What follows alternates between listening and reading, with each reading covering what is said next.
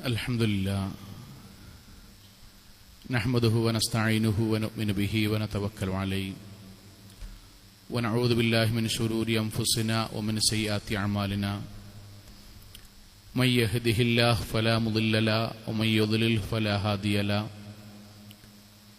വനശ്ഹദു അൻ ലാ ഇലാഹ ഇല്ലല്ലാഹു വഹ്ദഹു ലാ ശരീക ലഹു ونشهد أن محمدا عبده ورسوله أرسله بالهدى ودين الحق ليظهره على الدين كله ولو كره المشركون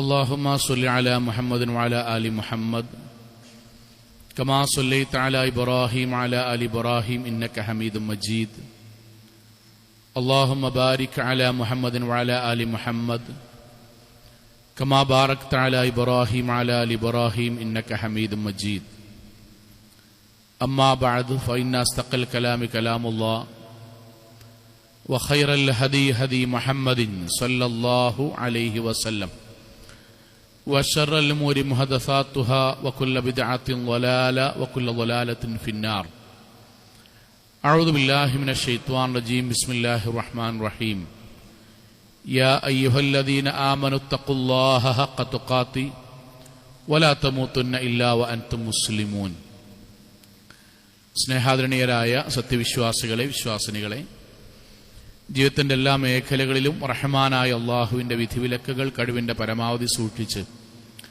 നല്ല ഭക്തരായി ജീവിക്കണം എന്നോടെന്ന പോലെ ഓരോരുത്തരോടും ഉണർത്തുകയാണ്, വസിയത്ത് ചെയ്യുകയാണ്. അള്ളാഹു നമ്മെ എല്ലാവരെയും അനുഗ്രഹിക്കുമാറാകട്ടെ. പരിശുദ്ധമായ ഹജ്ജ് കർമ്മത്തിന് വേണ്ടി നമ്മുടെ നാടുകളിൽ നിന്ന്, ലോകത്തിൻ്റെ വ്യത്യസ്ത ഭാഗങ്ങളിൽ നിന്ന് ആളുകൾ മക്കയിലേക്ക് പോയിക്കൊണ്ടിരിക്കുകയാണ്.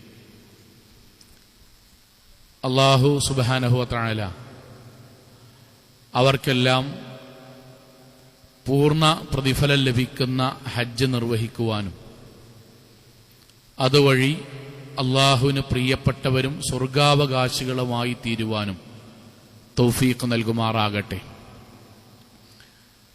നമ്മൾക്ക് അല്ലാഹു ഹജ്ജിന് പോകാനുള്ള ഈമാനും തഖ്വയും സാമ്പത്തികമായ ഭദ്രതയും നൽകി അല്ലാഹു അനുഗ്രഹിക്കുമാറാകട്ടെ.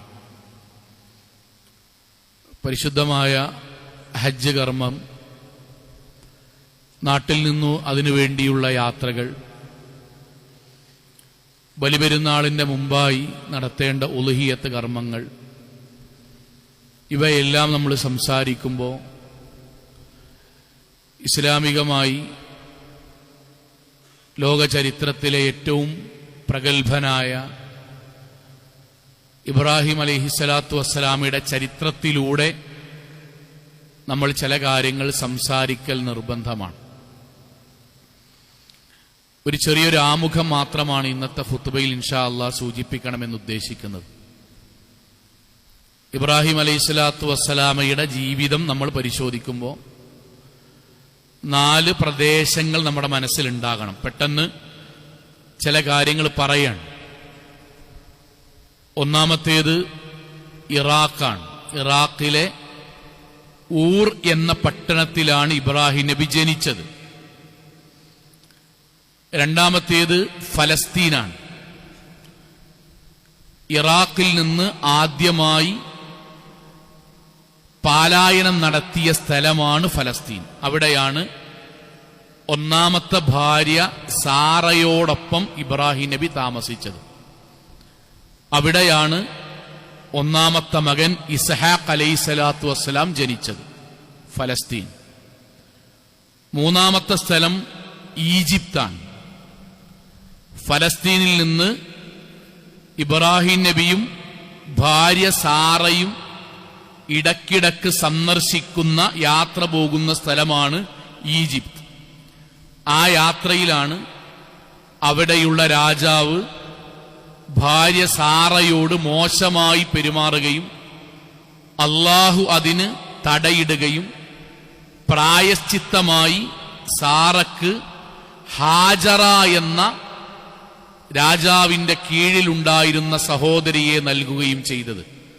ആ ഹാജറയാണ് പിന്നീട് ഇബ്രാഹിം അലൈഹിസ്സലാത്തു വസ്സലാമയുടെ രണ്ടാമത്തെ ഭാര്യയാകുന്നത്. നാലാമത്തെ സ്ഥലം മക്കയാണ്. രണ്ടാമത്തെ ഭാര്യ ഹാജറ റളിയല്ലാഹു അൻഹയും മകൻ ഇസ്മാഈലിനെയും അള്ളാഹുവിന്റെ കൽപ്പന പ്രകാരം ഉപേക്ഷിച്ചു പോകുവാനും പിന്നീട് ലോക ചരിത്രത്തിന്റെ വിപ്ലവത്തിന്റെ സ്ഥലമായി മാറിയ സ്ഥലവുമാണ് മക്ക. അപ്പൊ ഇസ്ലാമികമായി ഇറാഖിലാണ് ജനിച്ചത്, ഫലസ്തീനിലാണ് താമസിച്ചത്, ഈജിപ്തിലൂടെയാണ് യാത്ര ചെയ്തത്, അവിടെ നിന്നാണ് ഹാജറയെ ലഭിച്ചത്, മക്കയിലാണ് പിന്നീട് അവരുടെ താമസത്തിന്റെ ബാക്കി ഭാഗം വന്നത്. ഇതൊരു ചരിത്രത്തിന്റെ തുടക്കം എന്നുള്ള നിലയിൽ നമ്മുടെ മനസ്സിൽ ഉണ്ടാകാൻ വേണ്ടിയാണ്. സഹോദരങ്ങൾ, എന്തുകൊണ്ടാണ് ഇബ്രാഹിം അലൈഹിസ്സലാത്തു വസ്സലാമയെ കുറിച്ച് നമ്മൾ സംസാരിക്കുന്നത്? അള്ളാഹു അദ്ദേഹത്തിന് നൽകിയ സവിശേഷതകൾ എന്താണ്? ഇതാണ് നമ്മൾ ഇന്ന് സംസാരിക്കുന്നതിന്റെ ആകത്തുക. അതിലേറ്റവും പ്രധാനം, ഈ ലോകത്ത് അള്ളാഹു മനുഷ്യരിൽ ഏറ്റവും ഉത്കൃഷ്ടരായി അള്ളാഹു കാണുന്നവരെയാണ് അള്ളാഹു സുബ്ഹാനഹു വ തആല മനുഷ്യർക്ക് അവന്റെ ആശയത്തെ, ഇസ്ലാം എന്ന ദൈവികമായ സന്ദേശത്തെ പ്രചരിപ്പിക്കുവാൻ വേണ്ടി അതിന്റെ നേതാക്കന്മാരാക്കുന്നത്. അവരെയാണ് നമ്മൾ അമ്പിയാക്കന്മാർ എന്ന് പറയുക. പിന്നീടുള്ളവരെയാണ് മുർസലീങ്ങൾ എന്ന് പറയുക. അഥവാ ഇബ്രാഹിം അലൈഹിസ്സലാത്തു വസ്സലാമക്ക് അള്ളാഹു കൊടുത്ത ഏറ്റവും വലിയ സവിശേഷത ഇബ്രാഹിം നബി അള്ളാഹു നബിയാക്കി എന്നതാണ്. പരിശുദ്ധ ഖുർആനിന്റെ വാക്ക് ഇന്നി ജാഇലുക ലിന്നാസി ഇമാമ, ഈ നാട്ടിലുള്ള മുഴുവൻ മനുഷ്യർക്കും അള്ളാഹുവിന്റെ ദീൻ എത്തിച്ചു കൊടുക്കുന്നതിന് മാതൃകയുള്ള ഒരാളാക്കി ഇബ്രാഹിമെ ഞാൻ നിന്നെ മാറ്റിയിരിക്കുന്നു. അള്ളാഹുവിന്റെ പരിശുദ്ധ ഖുർആൻ വീണ്ടും വദ്കുർ ഫിൽ കിതാബി ഇബ്രാഹിം ഇന്നഹു കാന സുദ്ദീഖൻ നബിയ്യ, ഇബ്രാഹിം അലൈഹിസ്സലാത്തു വസ്സലാമയെ അള്ളാഹു സത്യസന്ധനായ പ്രവാചകനായി തെരഞ്ഞെടുത്തു. പ്രവാചകനായി തെരഞ്ഞെടുക്കുക എന്ന് പറഞ്ഞാൽ എന്താ അറിയോ? അദ്ദേഹം പിന്നീട് സ്വർഗാവകാശിയായി, അദ്ദേഹം മഅസൂമായി, മഅസൂം എന്ന് പറഞ്ഞാൽ മുഴുവൻ പാപങ്ങളും പൊറത്തു കിട്ടുന്നയാളായി, അള്ളാഹുവിന്റെ മുഴുവൻ അനുഗ്രഹത്തിനും പാത്രീഭൂതനായി, നാളെ പരലോകത്ത് മന്ദല്ലദീ യശ്വഉ ഇൻദഹു ഇല്ലാ ബിഇദ്നി, അള്ളാഹുവിന്റെ അനുമതിയോടുകൂടി മാത്രം ശുപാർശ ചെയ്യാൻ അർഹതപ്പെട്ടവരിൽ നബിമാരുൾപ്പെടുന്നു. അഥവാ ഇബ്രാഹിം നബി ഇതിനെല്ലാം അർഹരായി. രണ്ടാമത്തെ കാര്യം എന്തെന്നറിയോ? ആ നബിമാരിൽ നിന്ന് ഒന്നുകൂടി ദറജ കൂടിയവരാണ് മുർസലീങ്ങൾ. നമ്മൾ അറിയേണ്ട, സാധാരണഗതിയിൽ നമ്മൾ പഠിക്കേണ്ട ഒരു കാര്യമാണ്. നബിയും റസൂലും നമ്മൾ വ്യത്യാസമുണ്ട്. എന്താണ് വ്യത്യാസം? റസൂൽ എന്ന് പറഞ്ഞാൽ പ്രത്യേകമായ ഒരു സമുദായത്തിലേക്ക് വേദഗ്രന്ഥവുമായി ആ സമൂഹത്തെ ദഅവാ പ്രവർത്തനം ചെയ്ത് പരിവർത്തനത്തിന് വിധേയമാക്കാൻ ചുമതല നൽകപ്പെട്ട നബിമാർക്ക് പറയുന്ന പേരാണ് റുസുലുകൾ എന്നുള്ളത്. നബിമാരെന്ന് പറഞ്ഞാൽ അവർക്ക് പ്രത്യേകമായ വേദഗ്രന്ഥം ഉണ്ടാവുകയില്ല. മുമ്പ് കഴിഞ്ഞു വന്ന മുർസലീങ്ങളുടെ പാത പിൻപറ്റി അവരുടെ പിന്നിൽ അതേ ആശയം പറയാനുള്ള നിർദ്ദേശം മാത്രം ലഭിക്കപ്പെട്ടവരാണ് നബിമാർ എന്ന് പറയുന്നത്. അതുകൊണ്ടാണ് മൂസ അലൈഹിസ്സലാത്തു വസ്സലാം റസൂലാണ്. കാരണം തൗറാത്ത് നൽകപ്പെട്ടു, ബനൂ ഇസ്രായേലിലേക്ക് അയക്കപ്പെട്ടു. ആ ബനൂ ഇസ്രായേലിയുടെ ആ കാലഘട്ടത്തിലുള്ള ഉത്തരവാദിത്വം നാളെ പറയേണ്ടത് മൂസ അലൈഹിസ്സലാത്തു വസ്സലാമക്കാണ്.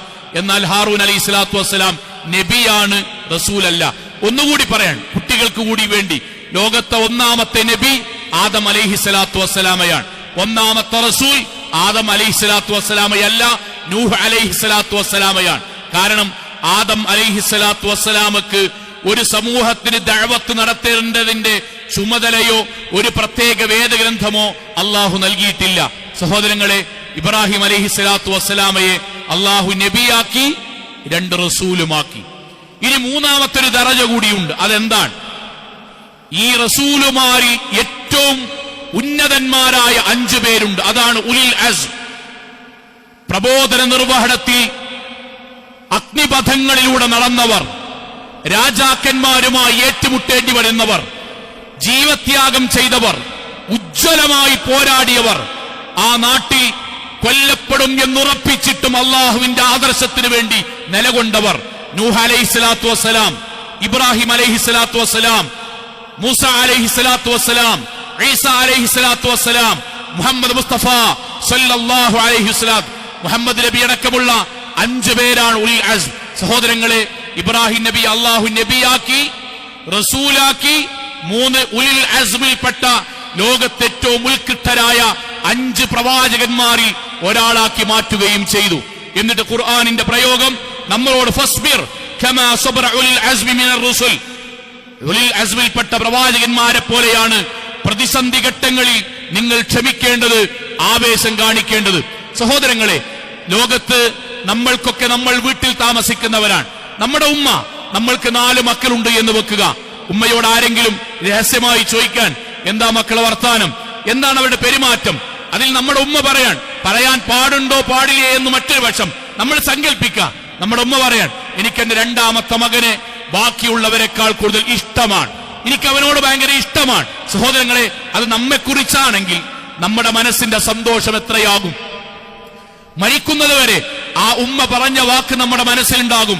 എല്ലാവരെക്കാളും എനിക്കിഷ്ടം എന്റെ മൂത്ത മകനെയാണ്, എന്റെ 2ാമത്തെ മകനെയാണ്, എന്റെ മകളെയാണ്. നമ്മെക്കുറിച്ചാണ് പറയുന്നതെങ്കിൽ ഒരു അധ്യാപകൻ പറയാൻ, ഈ ക്ലാസ്സിൽ എനിക്ക് ഏറ്റവും ഇഷ്ടപ്പെട്ട കുട്ടി ഇവനാണ്, ഈ കലാലയത്തിൽ എനിക്ക് ഏറ്റവും ഇഷ്ടപ്പെട്ടവൻ, ഞാൻ ഇത്രയും കാലം പഠിപ്പിച്ചതിൽ എനിക്ക് ഏറ്റവും പ്രിയങ്കരനായ എന്റെ വിദ്യാർത്ഥി, നമ്മെക്കുറിച്ചാണ് നമ്മുടെ അധ്യാപകൻ പറയുന്നതെങ്കിൽ നമ്മുടെ ജീവിതത്തിൽ ഏറ്റവും വലിയ സന്തോഷമാണ്. എങ്കിൽ നിങ്ങൾ ആലോചിച്ചു നോക്കൂ, ആദം അലൈഹിസ്സലാത്തു വസ്സലാം മുതൽ അന്ത്യനാൾ വരെയുള്ള കോടാനുകോടി മനുഷ്യരിൽ അള്ളാഹു ലോകത്ത് 2 ആളുകളെ മാത്രമേ അള്ളാഹിന്റെ കൂട്ടുകാരന്മാരായി തെരഞ്ഞെടുത്തിട്ടുള്ളൂ. പരിശുദ്ധ ഖുർആന്റെ വാക്കെന്തറിയോ? ഫത്തഖദല്ലാഹു ഇബ്രാഹിമ ഖലീല. ഇബ്രാഹിം അലൈഹിസ്സലാത്തു വസ്സലാമയെ അല്ലാഹ് ഖലീൽ, കൂട്ടുകാരനായി അള്ളാഹു തെരഞ്ഞെടുത്തു.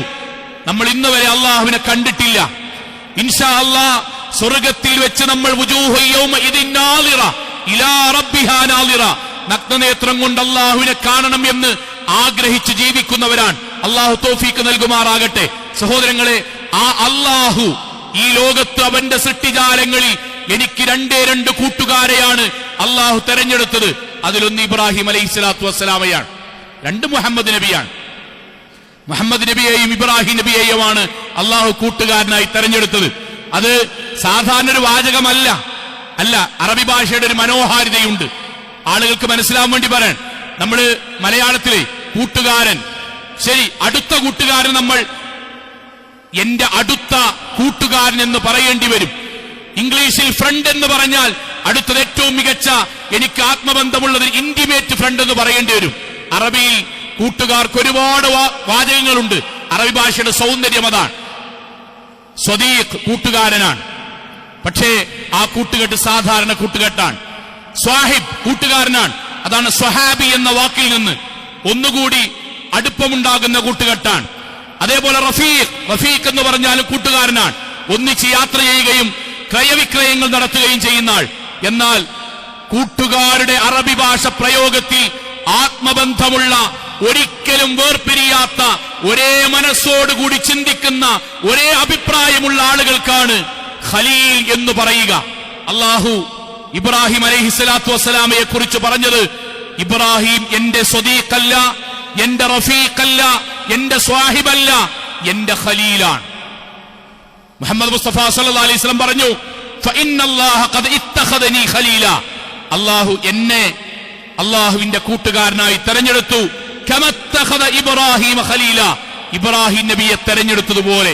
ആ മുഹമ്മദ് നബിയും ഇബ്രാഹിം അലൈഹിസ്സലാത്തു വസ്സലാമയും ഇതേ ആത്മബന്ധമുണ്ടല്ലോ.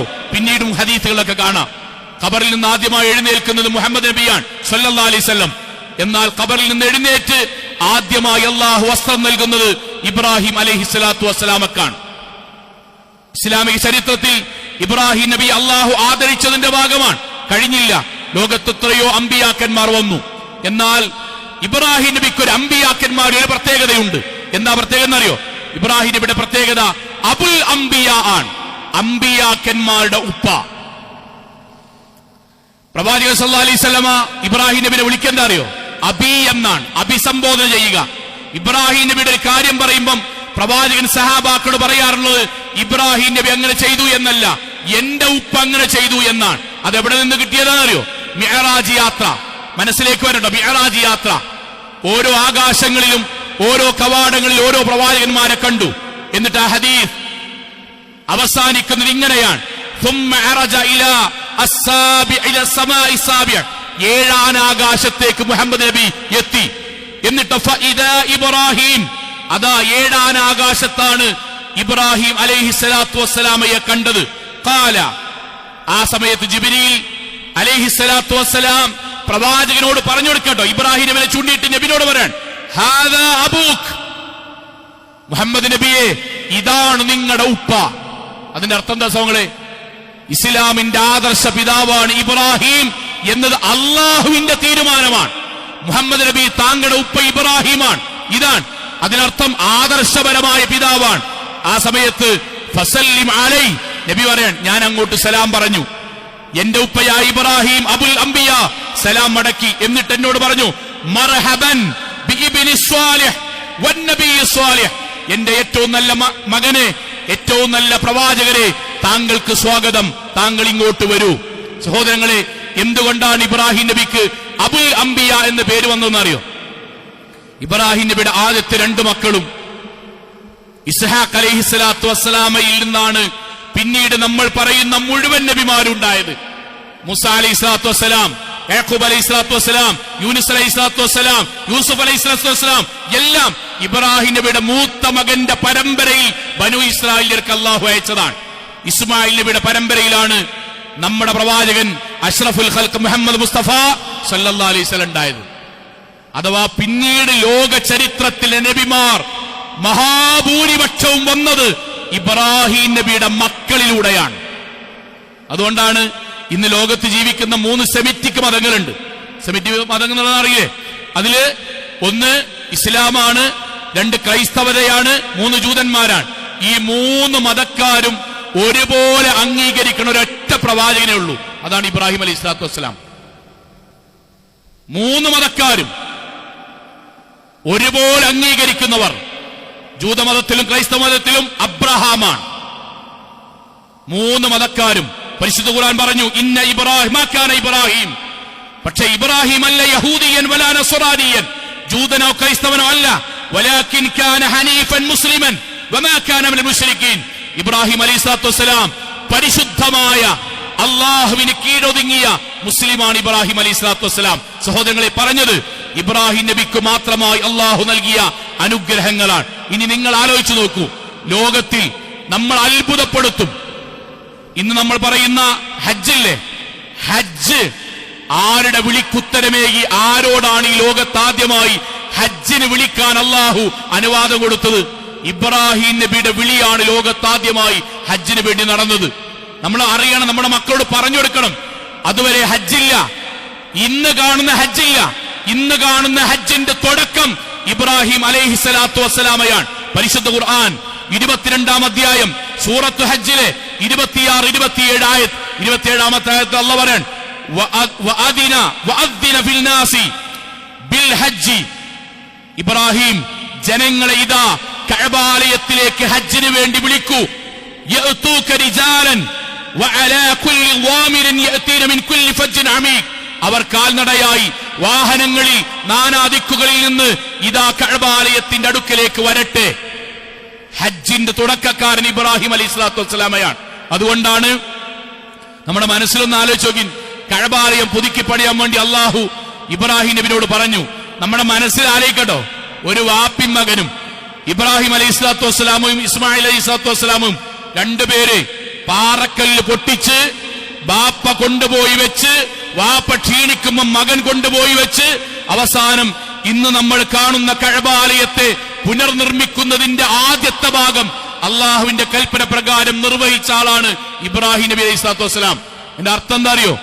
കോടാനുകോടി മനുഷ്യർ ഏത് കഅബാലയത്തിലേക്കാണോ തിരിയുന്നത്, അതിന്റെ മുഴുവൻ പുണ്യവും കിട്ടുന്ന ആളാണ് ഇബ്രാഹിം നബിയും ഇസ്മായിൽ നബിയും. ഹജ്ജിന്റെ ഏത് ഭാഗമാണ് ഇബ്രാഹിം നബി അലൈഹി സ്വലാത്തു വസ്സലാമയുമായി ബന്ധമില്ലാത്തത്? സംസം ഇബ്രാഹിം നബിയുമായിട്ടാണ് ബന്ധം. സഫാ മർവയിലുള്ള ഓട്ടം ഇബ്രാഹിമി കുടുംബവുമായിട്ടാണ് ബന്ധം. ജംറയിലെ കല്ലെറിയൽ ഇബ്രാഹിം നബിയുമായിട്ടാണ് ബന്ധം. ഉളുഹിയത്ത് ഇബ്രാഹിം നബിയുമായിട്ടാണ് ബന്ധം. ഹജ്ജ് ഇബ്രാഹിം നബിയുമായിട്ടാണ് ബന്ധം. എന്തിനേറെ സഹോദരങ്ങളെ, ഓരോ നിസ്കാരത്തിൽ നമ്മൾ ആലോചിക്കണം, 1.25 ലക്ഷത്തോളം അംബിയാ മുർസലീങ്ങൾ വന്നുപോയി. മുഹമ്മദ് മുസ്തഫ സല്ലല്ലാഹു അലൈഹി വസല്ലം നമ്മുടെ പ്രവാചകനാണ്. എന്നാൽ നിസ്കാരത്തിൽ അല്ലാഹുമ്മ സ്വല്ലി അലാ മുഹമ്മദ് വഅലാ ആലി മുഹമ്മദ് കമാ സ്വല്ലൈത അലാ ഇബ്രാഹിം വഅലാ ആലി ഇബ്രാഹിം. ഇബ്രാഹിം നബിക്കും കുടുംബത്തിനും അനുഗ്രഹം കിട്ടിയതുപോലെ അല്ലാഹുമ്മ ബാരിക് അലാ മുഹമ്മദിൻ വഅലാ ആലി മുഹമ്മദ്, മുഹമ്മദ് നബിക്കും കുടുംബത്തിനും ബർക്കത്ത് കൊടുക്കണം. ഏതുപോലെ? കമാ ബാറക്ത അലാ ഇബ്രാഹിം വഅലാ ആലി ഇബ്രാഹിം, ഇബ്രാഹിം നബിക്കും കുടുംബത്തിനും കൊടുത്ത പോലെ മൂസാ നബിക്കും കുടുംബത്തിനും എന്നില്ല, ഈസാ നബിക്കും കുടുംബത്തിനും എന്നില്ല, ദാവൂദ് നബിക്കും കുടുംബത്തിനും എന്നില്ല, ഇബ്രാഹിം നബിക്കും കുടുംബത്തിനും എന്നത് ആരെ കൊണ്ട് ചൊല്ലിപ്പിക്കുന്നു? നമ്മളെ കൊണ്ട്. ലോകത്ത് 24 മണിക്കൂറും മുഹമ്മദ് നബിയുടെ പേരും ഇബ്രാഹിം നബിയുടെ പേരും ഈ അന്തരീക്ഷത്തിൽ മുസ്ലിമീങ്ങളിലൂടെ അള്ളാഹു നിലനിർത്തിക്കൊണ്ടേയിരുന്നു. നിസ്കാരത്തിൽ ഇങ്ങനെ കെട്ടുമ്പോഴേ നമ്മൾ വജ്ജഹത്തു വജിയെ ചൊല്ലൂലേ, ആ വജ്ജഹത്തു വജിയെ ഇബ്രാഹിം നബിന്റെ പ്രാർത്ഥനയാണ്. ഇന്ന സ്വലാത്തി വനുസ്കി വമഹിയായ വമമാത്തി ലില്ലാഹി റബ്ബിൽ ആലമീൻ. എന്നിട്ട് അവസാനം വഅന മിനൽ മുസ്ലിമീൻ എന്നുള്ളത് ഇബ്രാഹിം നബിയുടെ പ്രാർത്ഥന. അതുപോലെ കൊണ്ട് നമ്മളെ കൊണ്ട് ചെല്ലിപ്പിക്കാൻ. നിങ്ങൾ ആലോചിച്ച് നോക്കി, ഒരു മനുഷ്യൻ ഇറാഖിന്റെ ഊർ എന്ന പട്ടണത്തിൽ ലോക ചരിത്രത്തിൽ ഊഷരമായ പ്രദേശത്ത് ആരാരുടെയും കൺകളിൽ പെടാതെ ഒരു ആരാധകന്റെ മകനായി ജനിച്ച ഒരു മനുഷ്യൻ ഇന്ന് കോടാനുകോടി മനുഷ്യരുടെ ആത്മബന്ധമായി ആദർശ പുരുഷനായി മാറാൻ. അതുകൊണ്ടാണ് പരിശുദ്ധ ഖുർആനിലെ 114 അധ്യായങ്ങളിൽ ഒരധ്യായത്തിന് അല്ലാഹു സുബ്ഹാനഹു വ തആല 14-ാം അധ്യായത്തിന് ഇബ്രാഹിം എന്ന് പേരാണ് കൊടുത്തു. ഇബ്രാഹിം. നമ്മളിങ്ങനെ ഏതെങ്കിലും സൽക്രമം ചെയ്തിട്ട് പത്രത്തിൽ പേര് തരാന്ന് നമുക്കൊരു സന്തോഷാണല്ലോ, നോട്ടീസിൽ പേര് തരാന്ന് പറഞ്ഞൊരു സന്തോഷാണല്ലോ. ലോകത്തെ ഏറ്റവും വലിയ മുഅ്ജിസത്തായ ഹുദല്ലിന്നാസായ, ലോകത്തെ മാർഗദർശകമായ ഏറ്റവും വലിയ അത്ഭുതമായ പരിശുദ്ധ ഖുർആനിലെ 14-ാമത്തെ അധ്യായത്തിന് അല്ലാഹു ഒരു വ്യക്തിയുടെ പേരാണ് കൊടുത്തു, ഇബ്രാഹിം. എന്നിട്ട് അതിൽ 52 ആയത്ത് കൊടുത്തു. ഇബ്രാഹിം നബിന്റെ കുടുംബം, ത്യാഗം, അധ്വാനം, ദഅവത്ത്, ആളുകളുള്ള പെരുമാറ്റം, ഇസ്ലാമികമായ ജീവിതം എല്ലാം അല്ലാഹു കൊടുത്തു. പരിശുദ്ധ ഖുർആനിലെ 25 അധ്യായങ്ങളിലൂടെ 69 തവണ ഇബ്രാഹിം നബിയെ കുറിച്ച് അല്ലാഹു നമ്മളെ കൊണ്ട് ഓദിപ്പിക്കുകയും ചെയ്തു. അല്ലാഹു പറഞ്ഞു വദുകുർ ഫിൽ കിതാബി ഇബ്രാഹിം, ഇബ്രാഹിം നബിയെ കുറിച്ച് നബിയെ പറഞ്ഞു കൊടുക്കണം ആളുകൾക്ക്. ഞാൻ പറയുന്നത്, ലോക ചരിത്രത്തിൽ ഇബ്രാഹിം അലൈഹിസ്സലാത്തു വസ്സലാം എന്ന് കേൾക്കുമ്പോൾ നമ്മൾക്ക് ആവേശമുണ്ടാകണം. നമ്മുടെ അബുൽ അംബിയ ആണ്, അംബിയാക്കന്മാരുടെ ബാപ്പയാണ് എന്ന് മനസ്സിലുണ്ടാകണം. അല്ലാഹ് ലോകത്ത് തെരഞ്ഞെടുക്കപ്പെട്ട 2 കൂട്ടുകാരിൽ ഒരാളാണ് എന്ന ബോധ്യമുണ്ടാകണം. സ്വർഗം കൊണ്ട് സന്തോഷ വാർത്ത അറിയിക്കപ്പെട്ട ഉലുൽ അസ്മിൽപ്പെട്ട പ്രവാചകനാണ് എന്ന ബോധ്യം നമുക്കുണ്ടാകണം. ഇതുവരെ നമ്മൾ പറഞ്ഞത് ഇബ്രാഹിം നബിയുടെ ശ്രേഷ്ഠതയാണ്. ഇനി ഇതിൽ നിന്ന് നമ്മൾക്ക് എന്താണ്? ഇതുവരെ നമ്മൾ ഇബ്രാഹിം നബിയുടെ ശ്രേഷ്ഠത പറഞ്ഞു. ഇനി ഇത് കേൾക്കുന്ന നമ്മൾക്ക് എന്താണ്? ഇബ്രാഹിം നബി അള്ളാഹുവിനോട് തേടിയൊരു പ്രാർത്ഥന ഉണ്ട്. ഈ ഇബ്രാഹിം നബി ട്ടോ, ഈ ഇബ്രാഹിം നബി അള്ളാഹുവിനോട് തേടിയൊരു തേട്ടമുണ്ട്. വലാ തുഖ്സിനി യൗമ യുബ്അസൂൻ, അല്ലാഹുവേ നീ എന്നെ പരലോകത്ത് വഷളാക്കല്ലേ നാദാ.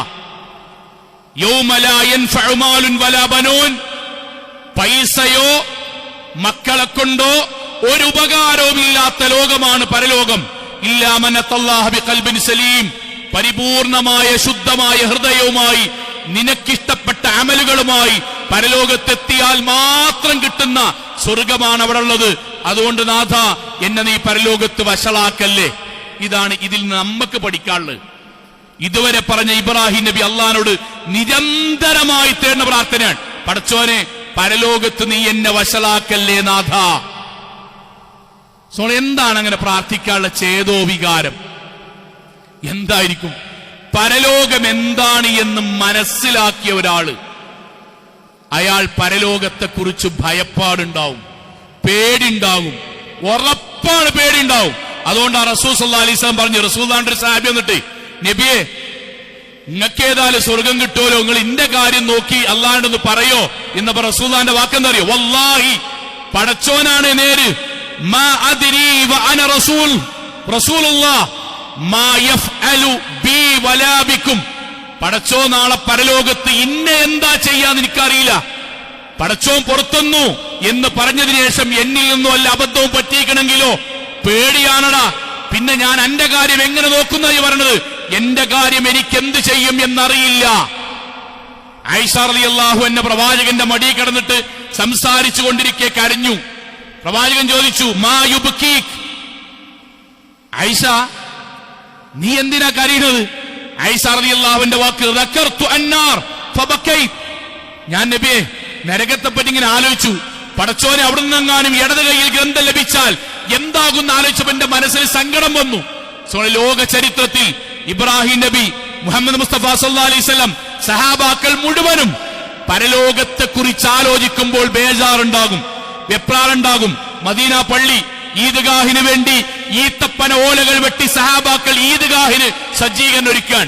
ആ സമയത്തുണ്ട് പള്ളിയുടെ സൈഡിൽ നിന്ന് തേങ്ങുന്നു. അബൂബക്കർ സിദ്ദീഖ് റളിയല്ലാഹു അൻഹു സഹാബാക്കൾ ചോദിച്ചു, അബൂബക്കർ മായുബ്കീക്, എന്താണ് ഈ കരയുന്നത്? അബൂബക്കർ റളിയല്ലാഹു അൻഹു പറഞ്ഞു, നബിന്റെ ക്ലാസ് കേട്ടിട്ടില്ലേ ഇന്നോ മിഞ്ഞാന്ന് പള്ളിക്കന്ന്? ഫരീഖുൽ ജന്ന ഫരീഖുൽ സഈർ, നാളെ പരലോകത്ത് ഒരു വിഭാഗം ആളുകൾ സ്വർഗത്തിലേക്കും മറ്റൊരു വിഭാഗം ആളുകൾ നരകത്തിലേക്കും പോകും. അതിലെങ്ങാനും ഞാൻ പെട്ടാലോ, നരകത്തിലേക്ക് പോയാൽ പിന്നൊരു തിരിച്ചു വരവില്ലല്ലോ. സഹാബാക്കൾ പറഞ്ഞു, അബൂബക്കർ താങ്കൾ എന്തിനാ കരുന്നത്? പ്രവാചകൻ ഈ പള്ളി എന്നല്ല പറഞ്ഞത്, അബൂബക്കറും ഫിൽ ജന്ന, താങ്കൾ സ്വർഗത്തിലാണെന്ന് പ്രവാചകൻ വഹീന്റെ അടിസ്ഥാനത്തിലല്ല പറഞ്ഞത്. പിന്നെ അബൂബക്കർ തന്നെ മറുപടി എന്താ അറിയോ? ഇന്റെ നബി അത് പറഞ്ഞിട്ട് ഏതാനും കാലായില്ലേ, അതിനുശേഷം പ്രവാചകന്റെ വാക്കിന് ശേഷം എന്റെ ജീവിതത്തിൽ വന്ന വല്ല അബദ്ധങ്ങളും ഉണ്ടെങ്കിൽ അതുവഴി നരകത്തിലേക്ക് പോയാലോ ഞാൻ ആത്മാർത്ഥമായിട്ട് എന്നോടെന്ന പോലെ ചോദിക്കാൻ, ഇബ്രാഹിം നബിന്റെ പാരമ്പര്യം പിൻപറ്റണം എന്നാണല്ലോ.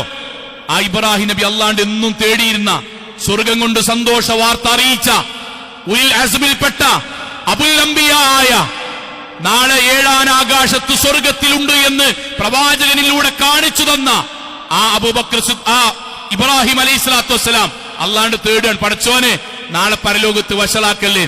ആ ഒരു ബോധവും ഭയവും സത്യസന്ധമായി പറയാൻ നമ്മുടെ മനസ്സിൽ ഉണ്ടാകലുണ്ടോ?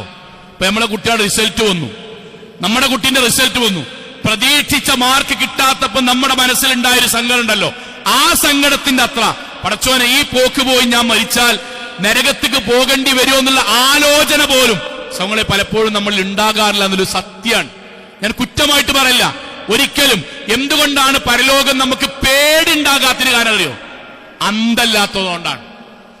ഈമാനുമില്ല, അന്തമില്ല. ശരിക്കും മനസ്സിലാക്കുക, നമ്മുടെ നടു റോഡ് ശക്തമായ മഴ പെയ്യാതിക്കൊള്ളി, ശക്തമായ മഴ പെയ്യാൻ അങ്ങേറ്റം വൃത്തിയുള്ള നമ്മുടെ റോട്ടിൽ കൂടെ നമ്മള് ടൂ വീലർ ആകണ്ട, ഫോർ വീലർ തന്നെ എങ്ങനെ ഓടിക്കുക? മെല്ലെ ഓടിക്കുക. എന്തേ കാരണം? നമുക്കറിയാം വണ്ടി ചിലപ്പോ സ്ലിപ്പാകും, മഴ ശക്തമായാൽ എതിർദിശയിൽ നിന്ന് വരുന്നവന് ചിലപ്പം ബ്രേക്ക് പാളിയാൽ ഇങ്ങോട്ട് വരും, ചിലപ്പോൾ റോട്ടിൽ കുഴി ഉണ്ടാവും, തട്ടിത്തടഞ്ഞാൽ വീഴും. അതിനിടയിൽ എന്തെങ്കിലും പറ്റിയാൽ സൂക്ഷിച്ചിട്ടാ പോവുക. അതിനിടയ്ക്ക് ചില ആൾക്കാർ പോകുന്നുണ്ടല്ലോ ബൈക്കുമേ, ഇങ്ങനെ പോകും. അതവന് ജീവിതത്തിൽ ഭയങ്കരമായ കാഴ്ചപ്പാടും ധൈര്യം ഉണ്ടായിട്ട് അല്ല. പിന്നെ നമ്മൾ പറയും അവൻ അന്തല്ല എന്ന് പറയും, അന്തല്ല എന്ന് പറയും. പരലോകത്തെ കുറിച്ച് ഇബ്രാഹിം അലൈഹിസ്സലാത്തു വസ്സലാമയും പ്രവാചകന്മാരും അമ്പിയാക്കന്മാരും സഹാബാക്കളും മുഴുവനും ഭയന്നപ്പോ നമുക്ക് പേടിയേയില്ല. ആ പേടിയില്ലാത്തതിന് കാരണം എന്താ അറിയോ? നമ്മൾ പരിശോധിക്കാത്തോണ്ടാണ്. അപ്പൊ നിങ്ങൾ ഇന്ന് വെള്ളിയാഴ്ചയാണല്ലോ, ഇന്ന് വെള്ളിയാഴ്ചയാണല്ലോ. ഇന്ന് നമ്മുടെ ജീവിതത്തിൽ നമ്മൾ സ്വയം ഒരു കുറ്റായിട്ടല്ല മനസ്സിലാലിക്കാൻ, നമ്മൾ സൂറത്ത് കഹ്ഫ് ഒരു പേജെങ്കിലും ഓതിയിട്ടുണ്ടോ എന്ന് പരിശോധിച്ചാൽ, ഓതാത്തതിൽ നമുക്ക് സങ്കടമില്ലെങ്കിൽ അതിനർത്ഥം എന്താ? ഓതാത്തിൽ ആഴ്ചയിലൊരിക്കൽ ഒരു ദിവസം ആലിക്കട ഒരു ദിവസം 6-7 മണിക്കൂർ നമ്മൾ ഫോൺ ഉപയോഗിക്കും. 6-7 മണിക്കൂർ ഒരു ദിവസം മിനിമം പറഞ്ഞ്, മിനിമം ആഴ്ചയിൽ ഒരു ദിവസം ഒരു പേജ് വെള്ളിയാഴ്ച പ്രത്യേകമായ സുന്നത്തുള്ള സൂറത്ത് കഹ്ഫ് ഖത്തീബ് വരുമ്പം ഓതി പള്ളിയിൽ തേനീച്ച മൂളുന്നത് പോലെ ശബ്ദമുണ്ടാകുന്ന പള്ളിയായിട്ട് മാറാതെക്കാൻ. എന്തേ കാരണം? ബേജാറില്ല, ബേജാറില്ല. അതൊക്കെ മതി മൗലവി, അത്രയൊക്കെ മതി. നിങ്ങൾ ഈ പറയുന്ന ആയത്തിന്റെ അത്രയൊന്നും ബേജാറാകണ്ടില്ല. അതെന്തുകൊണ്ടറിയോ? അന്തല്ലാത്തതുകൊണ്ടാണ്. പരലോകം എന്താന്ന് അറിയാത്തതുകൊണ്ടാണ്.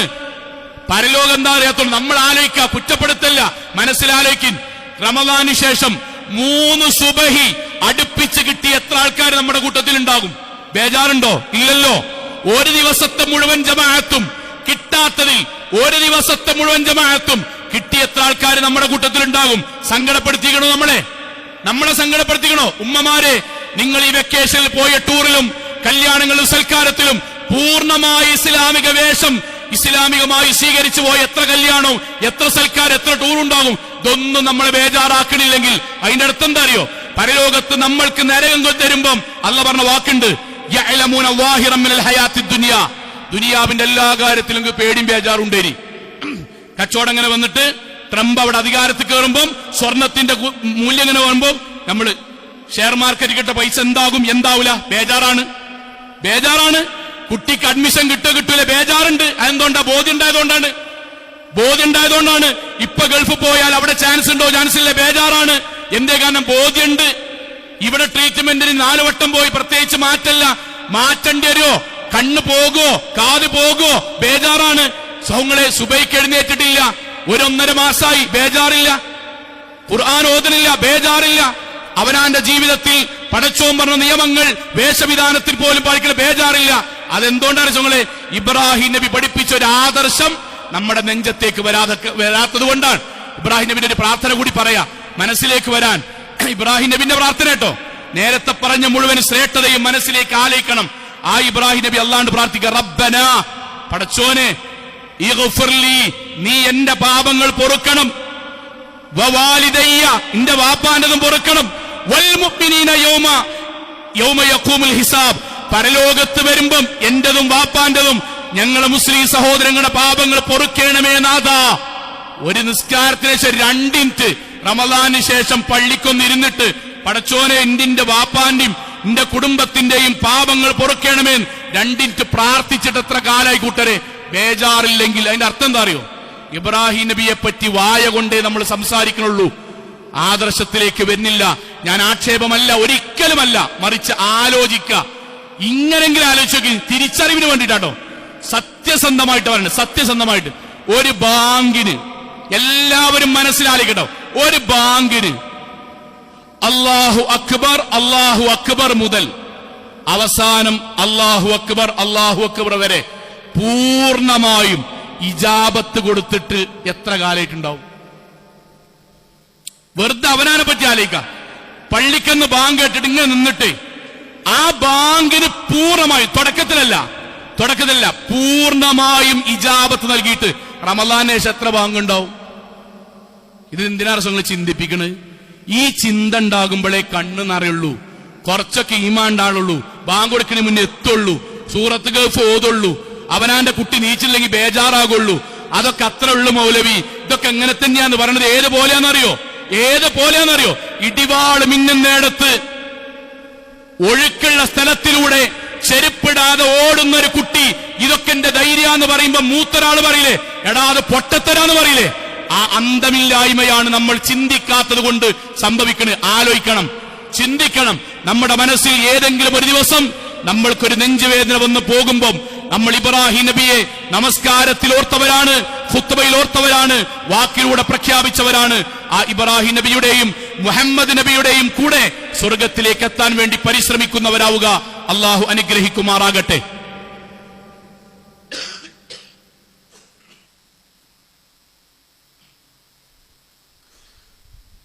അൽഹംദുലില്ലാഹ് വസ്സലാത്തു വസ്സലാമു അലാ റസൂലില്ലാഹി വഅലാ ആലിഹി വസഹ്ബിഹി അജ്മഈൻ. അമ്മാ ബഅദ തഖുല്ലാഹി ഇബാദല്ലാഹ്. ഒരിക്കൽ കൂടി അള്ളാഹുവിനെ സൂക്ഷിച്ചുകൊണ്ട് ജീവിക്കണം എന്ന് എന്നോടെന്ന പോലെ ഓരോരുത്തരോടും ഉണർത്തുകയാണ്. സഹോദരങ്ങളെ, നമ്മുടെ ഉളുഹിയത്തിനൊക്കെ ഇൻഷാ അല്ലാഹ് ചേരാൻ നേരായി നമ്മുടെ മനസ്സിൽ പ്ലാൻ ഉണ്ടാകണം. 9,500 ഒരു ഓഹരിയായിട്ട് നമ്മുടെ മഹലിൽ നിശ്ചയിച്ചിട്ടുള്ളത്. 7 ഓഹരി വരെ കൂടിയിട്ട് ഉളുഹിയത്തിന്റെ ഭാഗമാകാം. നമ്മളതിൽ നമ്മുടെ മനസ്സിൽ കൊണ്ടുവരേണ്ട ഒരു കാര്യം പറയട്ടോ. ഞാൻ വെക്കേഷൻ ആണല്ലോ, എല്ലാവരും ഉണ്ടായതുകൊണ്ട് പറയണ്. നമുക്ക് കൊല്ലത്തിലൊരിക്കലാണ് ഉളുഹിയത്ത് ഉണ്ടാകുക. നമുക്ക് പറ്റണ പോലെ നമ്മൾ ചേരണമെന്ന് പറയാനാട്ടോ. നമ്മളെ കുട്ടിക്ക് ഒരു അഡ്മിഷൻ ഉണ്ട് എന്ന് കേൾക്കുക. ഇപ്പൊ കുട്ടി 10ാം ക്ലാസ് പൗതിയാണ്. നമുക്ക് ഓനെ ഡോക്ടർ ആക്കണം, അല്ലെങ്കിൽ എഞ്ചിനീയർ ആക്കണം, അല്ലെങ്കിൽ സ്ഥാപനത്തിൽ കൊണ്ടാക്കണം. അപ്പൊ അതിനിങ്ങനെ കുറച്ച് പൈസ വേണമെങ്കിൽ നമ്മൾ എന്താ ചെയ്യാന്ന് വെച്ചാൽ, ഞാനും നിങ്ങളെന്താ വെച്ചാൽ നമ്മൾ കുറച്ച് അങ്ങനെ എടുത്തേക്കും. അങ്ങനെ എടുത്തച്ച് ആ സമയമാകുമ്പം ആണ് കൊടുക്കും. ഉളുഹിയത്തൊക്കെ ശരിക്ക് അങ്ങനെ നമ്മൾ ചെയ്യേണ്ട ഒരു കാര്യമാണ്. ഞാൻ പറയണത് മനസ്സിൽ നീയത്ത് വെച്ച് മെല്ലെ മെല്ലെ മെല്ലെ മെല്ലെ ഒരു കൂട്ടി വെച്ച് ചേരേണ്ട ഒരു സംഗതിയാണ്. അതിന് കാരണം എന്താ അറിയോ? ഉളുഹിയത്ത് എന്നുള്ളത് നമ്മളോടാണ് അള്ളാഹു ബലിമൃഗത്തറക്കാൻ വേണ്ടി പറഞ്ഞത്. ആര് ചെയ്തതാ അറിയോ? ഇബ്രാഹിം അലൈഹി സ്വലാത്തു വസ്സലാം മകന്റെ കഴുത്തിൽ വെച്ച കത്തിയാണ്. മകൻ അറുക്കാൻ വേണ്ടി പറഞ്ഞിട്ട് അള്ളാഹുവിന് വേണ്ടി മകൻ അറുക്കാൻ തയ്യാറായ ഇബ്രാഹിം അലൈഹിസ്സലാത്തു വസ്സലാമയുടെ പാരമ്പര്യമുള്ള നമുക്ക് ബാക്കി എല്ലാ സംഗതിക്കും പൈസ ഉണ്ടാകുമ്പം ഇതിന് സഹോദരങ്ങളെ നമ്മൾ പൈസ ഉണ്ടാക്കണം. ഞാൻ കഴിഞ്ഞ ഖുത്ബയിൽ കഴിഞ്ഞ വർഷം പറഞ്ഞത് എനിക്ക് ഓർമ്മയുണ്ട്, അത് വീണ്ടും ആവർത്തിക്കാണ്. സഹോദരിമാര് അതിൽ നിങ്ങളൊരു ഭാഗം ഉണ്ടാണ്, കാക്കാണ്ട് നിങ്ങൾ പറയണം, കാക്ക നമുക്ക് പ്രാവശ്യം ചേരണം, ഗൾഫിലുള്ള മക്കളോട് നിങ്ങൾ കുറച്ചാണ് പൈസ എങ്കിൽ അതിനോരോട് കുറച്ച് അയച്ചുതരാൻ പറയണം. എത്രയാണോ നമുക്ക് ഒരു കന്നിനെ മൊത്തമായിട്ട് ഇറക്കാൻ പറ്റുമെങ്കിൽ അങ്ങനെ ചെയ്യാം, 2നെ പറ്റുമെങ്കിൽ 2 ചെയ്യാം, അര കൂടാൻ പറ്റുമെങ്കിൽ അങ്ങനെ ചെയ്യാം, ഒരു ഷെയർ ആണെങ്കിൽ അത് ചെയ്യാം, ഇനി ഒരാൾക്ക് ഒരു ആടിനെ ഒറ്റക്ക് ഇറക്കുക അങ്ങനെയും ചെയ്യാം. ഇതൊക്കെ നമുക്ക് ചെയ്യാം സഹോദരങ്ങളെ, അതിന്റെ ഭാഗമാക്കി മാറണം. നമ്മൾ നീയത്തുണ്ടാകണം. ഇൻഷാ അല്ലാഹ് ബാക്കി നമുക്ക് ഇനിയുള്ള ഖുത്ബകൾ പറയാം. അള്ളാഹു തൗഫീഖ് നൽകുമാറാകട്ടെ. രണ്ടാമത്തെ ഒരു കാര്യം, നമ്മുടെ മഹല്ലിൽ ഞാൻ എല്ലാവരും മനസ്സിലാൻ വേണ്ടി ഈ വെക്കേഷനിൽ മാത്രം ഇത് രക്ഷിതാക്കളോട് പറയട്ടെ, രക്ഷിതാക്കളെ പെൺകുട്ടികൾക്ക് നമ്മളൊരു ക്യാമ്പ് വെച്ചിരിക്കണം കേട്ടോ. അള്ളഹാനോട് നമുക്ക് മഹല്ലത്തെ ഒരു ഖത്തീബ് എന്നുള്ളക്ക് എനിക്ക് പറയാനുള്ള ഞാൻ പറയാം, പെൺകുട്ടികൾക്കുള്ള ക്യാമ്പ് വെച്ചിരിക്കണം.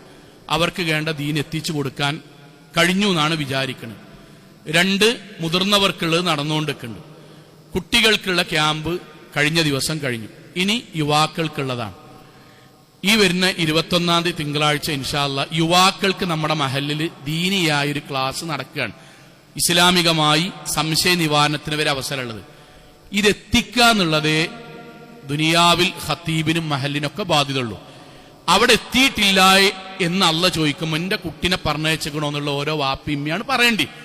അതിൽ ഇസ്ലാമികമായി അല്ലെങ്കിൽ നമ്മുടെ നാട്ടിൽ 18 വയസ്സിന് മുകളിലുള്ള ആൺകുട്ടികൾക്ക് മാത്രമാണ് ഇപ്പം നമ്മളെ മക്കളെ പറഞ്ഞയക്കണം, ഉറപ്പായിട്ടും പറഞ്ഞേക്കണം. 21-ാം തീയതിയാണ് ഇൻഷാ അല്ലാഹ് മഗ്‌രിബിന് ശേഷം നമ്മൾ ബാക്കിയുള്ള കാര്യം പറയും. നമ്മുടെ വീട്ടിലെ മക്കളെ മൗലവി അന്നോർക്ക് ടൂറുണ്ട്, ടൂറ് ബാക്കിയൊക്കെ ദിവസമുണ്ട്, നമ്മൾ എല്ലാവർക്കും ടൂറുണ്ട്. പക്ഷെ അന്നത്തെ ദിവസം നമ്മൾ ദീനിന് വേണ്ടി ചെലവഴിക്കണം. ഏതെങ്കിലും ഒരു കുട്ടിക്ക് ഒരു ക്ലാസ്സിൽ നിന്ന് കിട്ടുന്ന ഒരു വാചകം കൊണ്ടായിരിക്കും അവൻ മുഅ്മിനായി മാറുക. എത്രയോ അനുഭവങ്ങൾ, ഞാൻ ഒരൊറ്റ അനുഭവം പറയാം മനസ്സിലാകാൻ വേണ്ടി. സ്കൂളിൽ നിന്ന് എൻ്റെ വീട്ടിലേക്ക് ഞാൻ പോവുകയാണ്. 3 മണിക്ക് ഉച്ചക്ക് ഭക്ഷണം കഴിക്കാൻ വേണ്ടി ഒരു ഹോട്ടലിൽ കയറി. 3 മണിക്കാണ് അന്ന്.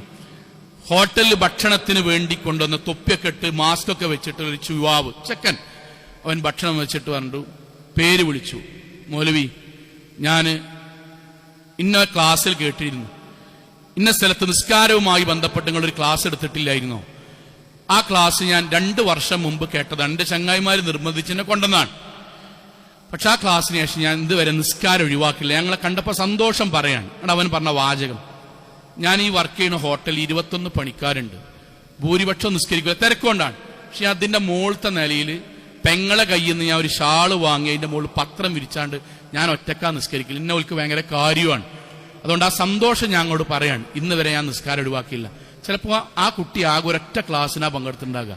അതുവരെ 10-21 കൊല്ലമായിട്ട് അവന്റെ ജീവിതത്തിൽ നിസ്കാരം എന്നുള്ളത് ചങ്ങായിമാർക്കൊപ്പമായിരുന്നു. ചിലപ്പോൾ നിസ്കരിക്കൂല, കാഫിറായിട്ട് അങ്ങനെ ജീവിക്കായിരുന്നു. ഇതിനിടയ്ക്ക് ചെറിയൊരു ദീനിന്റെ കാര്യം ആരെടുത്തു എങ്ങനെ എടുത്തു എന്നല്ല, അള്ളാഹു അവന്റെ ഹൃദയത്തിലേക്ക് ഒരു സ്പാർക്കായി ഒരു ഈമാനിന്റെ വെളിച്ചമായി കൊണ്ടെത്തിക്കും. നമ്മുടെ മക്കൾക്ക് നമ്മുടെ മഹല്ലില് യുവാക്കൾക്കും മക്കൾക്കും ആൺകുട്ടികൾക്കൊക്കെ ഉണ്ട്. അതൊന്നും നമ്മൾ പങ്കെടുക്കാതെ പുറത്തേക്ക് എത്തിയിട്ട് നാടാകെ കുഴഞ്ഞിക്കണില്ല മൗലവി, പണ്ടത്തെ മാരുന്നില്ലല്ലോ, വാപ്പാനെ കൊല്ലിയാലേ മൗലവി, ഉമ്മാനെ തോന്നിയാസ് ചെയ്യുക. അതിലൊന്നും അള്ളാന്റെ മുന്നിൽ നമ്മുടെ മഹല്ലാർക്ക് പറയാൻ ഒരു ന്യായവും പടച്ചോന്റെ മുന്നിൽ ഉണ്ടാവില്ല. ഞാൻ ആക്ഷേപിക്കല്ല, അള്ളാഹു ചോദിക്കും, നാട്ടിലില്ലായിരുന്നോ, എത്തിച്ചില്ല. അതിന്റെ ദൗത്യം കൂടി നമ്മൾക്കുണ്ട്. ഇൻഷാ അള്ളാഹ് എല്ലാവരും 18 വയസ്സിന് മുകളിൽ നമ്മുടെ യുവാക്കളെ ആ ഒരു ക്യാമ്പിലേക്ക് ഒറ്റ ക്ലാസ് ഉള്ളൂ. അതിൽ അവരെ സംശയങ്ങൾ ചോദിക്കാനും ദീനിനെ പറ്റി സംസാരിക്കാനും വേണ്ടി മാത്രമാണ് ഇൻഷാ അള്ളാഹ് ഈ പ്രവർത്തനങ്ങളൊക്കെ തുടർച്ചയായി ചെയ്യുവാനാണ് മഹല്ലിൽ ഒരാഴ്ചയിൽ ദഅവത്തിന് വേണ്ടിയുള്ള കളക്ഷൻ കൂടി നമ്മൾ നടത്താറുള്ളത്. ഉളുഹിയത്തിന്റെ കാര്യം മറക്കരുത്. നമ്മുടെ സുബഹി നമ്മുടെ പള്ളിയിൽ വന്ന് നിസ്കരിക്കുക, നമ്മുടെ മഹല്ലിലെ പള്ളിയിൽ വന്ന് നിസ്കരിക്കുക. ജമാഅത്തുകൾക്ക് ബാങ്ക് ഇങ്ങനെ കൊടുക്കുമ്പം അങ്ങാടിയിൽ കാണാൻ വെറുതെ നിൽക്കുന്ന സമയങ്ങൾ എന്തിനാണ്? ജീവിതത്തിനിടയ്ക്ക് ഒരു നെഞ്ചുവേദന വന്ന് അവിടെ കടന്ന് മരിക്കേണ്ടി വരും. അവനാന്റെ ജീവിതത്തിൽ വെള്ളിയാഴ്ച ഈ പള്ളിയിലേക്ക് വരുമ്പോൾ നമ്മൾ എന്ത് ചെയ്യണം? ഫോണിലെങ്കിലും നോക്കി സൂറത്ത് കഹ്ഫ് ഓതി നമ്മുടെ പള്ളിക്ക് വരുമ്പോൾ ഒരു ദീനിയായ ഒരു അറ്റ്മോസ്ഫിയർ, ഇസ്ലാമികമായ ഒരു മാഹൂൽ എന്ന് പറയും. അങ്ങനെ ഒരു സംഗതി ഉണ്ടാകണം, ഉണ്ട്, ഒന്നുകൂടി ഉണ്ടാകാൻ വേണ്ടിയിട്ടാണ് പറയുന്നത്. സഹോദരിമാരുടെ ഭാഗത്തും അള്ളാഹു അനുഗ്രഹിക്കുമാറാകട്ടെ. നമ്മുടെ ജീവിതത്തിൽ കൂടുതൽ ഭക്തിയോടുകൂടി ജീവിക്കുവാനും അള്ളാഹുവിന് പ്രിയപ്പെട്ടവരായി ജീവിച്ച് മരണപ്പെട്ടു പോകാനും നാഥാ നീ തൗഫീഖ് നൽകണമേ റഹ്മാനെ. അള്ളാഹുവെ ഞങ്ങളുടെ മാതാപിതാക്കൾക്ക് നീ സ്വർഗം നൽകി അനുഗ്രഹിക്കണമേ റഹ്മാനെ. അള്ളാഹു ഞങ്ങളുടെ മക്കൾക്ക് നാഥാ നീ സ്വർഗം നൽകി അനുഗ്രഹിക്കണമേ റഹ്മാനെ. അള്ളാഹുവെ ഞങ്ങളുടെ വരുമാനങ്ങളിൽ നീ ബർക്കത്ത് ചൊരിയണമേ റഹ്മാനെ. അല്ലാഹുവേ, ലോകത്തെവിടെ വെച്ച് എങ്ങനെ മരണപ്പെടേണ്ടി വന്നാലും ശിർക്കില്ലാതെ, ബിദ്അത്തില്ലാതെ, ഖുറാഫാത്തില്ലാതെ ധീരമുവഹിദുകളായി ജീവിച്ച് മരണപ്പെട്ടു പോകാൻ നാഥാ നീ ഞങ്ങൾക്ക് തൗഫീക്ക് നൽകണമേ റഹ്മാനെ. അല്ലാഹുവേ, ഗൾഫ് നാടുകളിൽ ഞങ്ങൾക്ക് വേണ്ടി കഠിനാധ്വാനം ചെയ്യുന്ന ഞങ്ങളുടെ ബന്ധുമിത്രാദികൾക്ക് നാഥ സമാധാനവും സമാശ്വാസവും നൽകി നീ അനുഗ്രഹിക്കണമേ റഹ്മാനെ. അല്ലാഹുവേ, കേട്ട കാര്യങ്ങൾ ജീവിതത്തിൽ പകർത്താനും ഹിദായത്ത് കിട്ടിയ ഞങ്ങൾക്ക് ഈ ഹിദായത്ത് നഷ്ടപ്പെടാത്ത വിധം ഭക്തിയോടുകൂടി ജീവിക്കുവാനുമുള്ള ഈമാനും തഖ്വയും നാഥാ നിങ്ങൾക്ക് പ്രദാനം ചെയ്യണമേ റഹ്മാനെ. അല്ലാഹുവേ, ഖലീലുല്ലാഹി ഇബ്രാഹിം അലൈഹിസ്സലാത്തു വസ്സലാമയുടെ കൂടെ ഞങ്ങളുടെ ജീവിതത്തിൽ പ്രവാചകന്റെ കൂടെ സ്വർഗ്ഗത്തിൽ ഒരുമിച്ച് ചേരാൻ നാഥാ നീ ഞങ്ങൾക്ക് തൗഫീക്ക് നൽകണമേ റഹ്മാനെ. اللهم اغفر للمؤمنات والمسلمين والمسلمات والأحياء منهم والأموات إنك مجيب الدعوات يا قاضي الحاجات. اللهم أجرنا من النار، اللهم أجرنا من النار، اللهم أجرنا من النار. ربنا آتنا في الدنيا حسنة وفي الآخرة حسنة وقنا عذاب النار. سبحانك اللهم بحمدك أشهد أن لا إله إلا أنت أستغفرك وإليك. آمين آمين آمين برحمتك يا أرحم الراحمين.